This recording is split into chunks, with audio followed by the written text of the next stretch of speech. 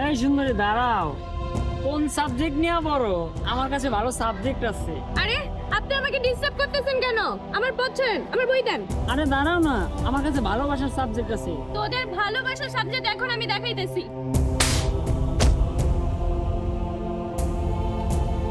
বই দে আমার। আর next time যদি কোনো মেয়ের সাথে প্রেজেন্ট করতে তোর খবর আছে। এই তুই আমার জুতো পরিষ্কার করে আসিস নাই কেন? আমার কলেজ যেতে লেট হয়ে যেতেছিল, এটার জন্য পারি নাই। চুপ, তোর লেখাপড়া আগে না আমার কাজ আগে। দেখ, এটা তো কলেজ, এখানে কিছু বলিস না, যা বলার বাসা যায় বলিস। তুই আমাকে আবার কলেজ শিখাস? আর কখনো তুই আমার কাজ ফেলে রেখে আসবি না, আর যদি আসিস এর থেকে বেশি অপমান করবো, কথাটা মনে রাখিস।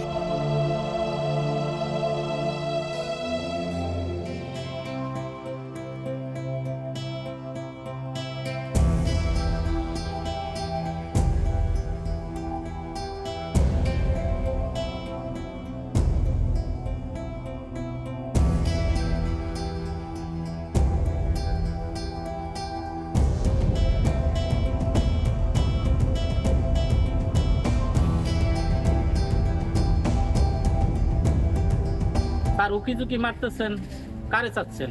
একটু আগে কালো ড্রেস পরা একটা মেয়ে ঢুকলো না এই গেট দিয়ে, ওকে বাড়িতে থাকে? ও তিশা ম্যাডামের কথা বলছে? উনি এ বাড়িতে থাকে মানে? উনি তো এই বাড়ির বাড়িওয়ালার মেয়ে। ও ও বাড়িওয়ালার মেয়ে? জানেন স্যার, তিশা ম্যাডাম না অনেক দুঃখী, ঘরে সৎ মা, ছোট দুইটা সৎ ভাই বোন আছে, কেউ তার পছন্দ করে না। অনেক কষ্ট করে লেখাপড়া করে, ঘরের যত কাম কাজ সব তিশা ম্যাডামের দিয়া করায়। তার ভাই বোন মায় কেউ কোনো কাজ করে না। সরি স্যার, আসলে আমি অনেক কথা বললে ফেলাইলাম, কিন্তু আপনি তারে কেন খুঁজতেছেন? না, এমনিতেই জিজ্ঞেস করলাম, আপনি কিছু মনে করেন না। এই দাঁড়ান, ব্যাং ব্যাং করতে কলেজে গেছো, ঘরের কাজ কাম করবো কে? তোর মা মা কবরের থেকে উঠে আ। মা, তোমার যা বলো তুমি আমাকে বলো, আমার মা তো এই দুনিয়াতে নাই, তুমি তাকে নিয়ে কেন কথা বলতেছো? হ্যাঁ, মা মা দিনে কিছু কইবো না, মহিলা তো গেছে, টাকা তো আমার গাড়ি রেখে গেছে। আমি না তোমাকে আগেই বলেছিলাম ওকে টাকা নষ্ট করে কলেজে পড়ানোর কোনো দরকার নেই। ওকে দিয়ে তুমি বাসার সব কাজকর্ম করাইতা, বছর খানেক পর একটা গরিব ছেলে দেখে ওরে বিয়ে দিয়ে দিতা। তুমি যে কি শুরু করছো না! এই কি কইছো? এখন যান, কাম করে আমার উদ্ধার করেন।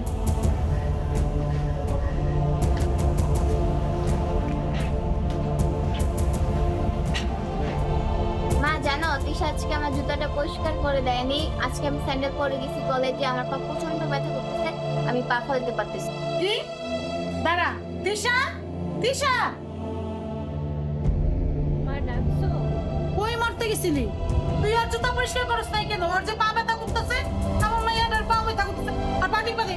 মা আমি হ্যাঁ, তুই তো টিপবি, তাহলে আর কে টিপবো? বাসায় কার কাজের লোক আছে নাকি? পা টিপ। মাইয়াটা আমার ব্যথা পাইছে।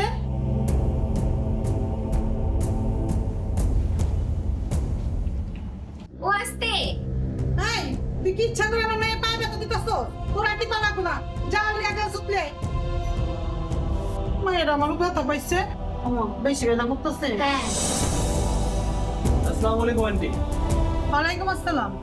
কে তুমি? সরাসরি বাসায় ঢুকে গেছো, দাঁড়াও আটকাই নেই তোমাকে। আন্টি গেটে দারোয়ান ছিল না, এই ফাঁকে আমি চলে আসছি। আন্টি আমি আসছি আপনার কাছে একটা প্রস্তাব নিয়ে। আচ্ছা ঠিক আছে, বসো।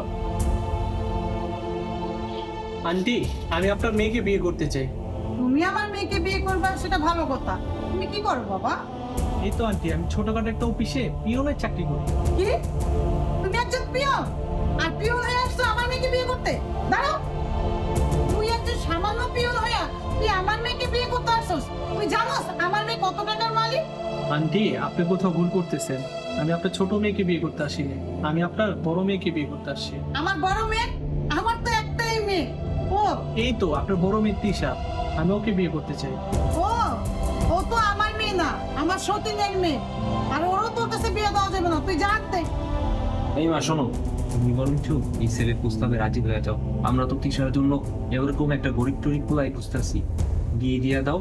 তারপর কিছুদিন পর যদি সংসার ভাঙা যায়, আবার এই বাসায় চলে আসবো। বুঝো নাই, একটা বান্দা কাজের লোক পাইয়া গেলাম। ঠিকই কইছস। এই শোনো, জি আন্টি। তোমার কাছে ওরে বিয়ে দিতে পারি, কিন্তু একটা শর্ত আছে। কি সত্য আন্টি? ওরে এক কাপড়ে তোমার নিতে হবে, ওর পিছে আমরা চাইলে না খরচ করতে পারবো না। আন্টি আপনার যে কোনো শর্ত আমি রাজি আছি, আর আমি তিশাকে এক কাপড়ে বিয়ে করবো। আমার কোনো সমস্যা নেই। মা, তুমি বলে কি বলতেছো? আমি একটা লোককে চিনি না জানি না, তুমি আমাকে তার সাথে বিয়ে দিতে চাইতেছো? আজকে যদি আমি তোমার পেটের মেয়ে হইতাম তাহলে কি তুমি পারতা আমাকে তার সাথে বিয়ে দিতে? এই, তুই তো আমার আপন মাইয়া নাকি? তুই তো আমার সৎ মাইয়া। আর তোর এই বাড়ি থেকে বাই করলে আমি বাঁচি। তিশা, তুমি আমাকে বিশ্বাস করতে পারো, আমি সব সময় তোমার খেয়াল রাখবো, আমি তোমাকে কখনো ঠকাবো না। আসো তিশা।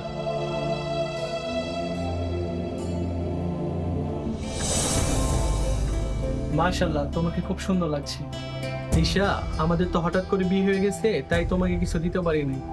তোমার জন্য এটা আনছি, এইটা কি? দেখো খুলে। ওয়াও, এটা তো অনেক সুন্দর। এটা কি ইমিটেশন? না, এটা ইমিটেশন হতে যাবে কেন? এটা হলো অরিজিনাল গোল্ড, পুরা 5 ভরি আছে। আর তোমার জন্য এটা দুবাই থেকে আনাইছি। আচ্ছা, সত্যি করে বলুন তো আপনি কে? তুমি কি বিকেএস ইন্ডাস্ট্রি নাম শুনছো? হ্যাঁ, সেই কোম্পানির নাম তো আমি শুনেছি। সেটা তো বাংলাদেশে একটা পপুলার কোম্পানি। আমি সেই কোম্পানির সিইও। কি বলেন? তাহলে যে আপনি আমার বাসায় পিয়ন সেজে গেলেন? যেদিন তোমাকে প্রথম কলেজে দেখেছি সেদিন তোমাকে ভালোবেসে ফেলেছি, আর তোমার ব্যাপারে সব খোঁজ খবর আমি নিয়েছি। তারপর গরিব সেজে তোমার বাসায় বিয়ের প্রস্তাব নিয়ে গিয়েছিলাম। তোমার মা যদি জানতো যে আমি বড়লোক, তাহলে তোমার সাথে আমার কখনোই বিয়ে দিত না। আর শোনো, তুমি তো শিক্ষিত মেয়ে, কাল থেকে তুমি আমার অফিসে বসবা। আচ্ছা, ঠিক আছে। সত্যি আমার ভাগ্যে যে এত সুখ ছিল, আল্লাহর কাছে লাখ লাখ শুকরিয়া। আমিও শুক্রিয়া, কারণ আমি আমার ভালোবাসার মানুষটিকে নিজের করে পেয়েছি।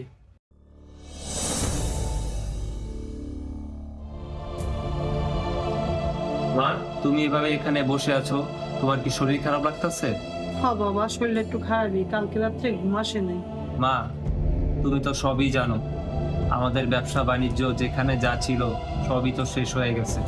থাকার মধ্যে শুধু এই বাড়িটাই আছে, আর বাড়ি ভাড়া থেকে যে কয় টাকা পাই সেই টাকা দিয়ে প্রিয়ার পড়াশোনার খরচ, তোমার ওষুধ খরচ এবং সংসারের খরচেই সব টাকা শেষ হয়ে যায়।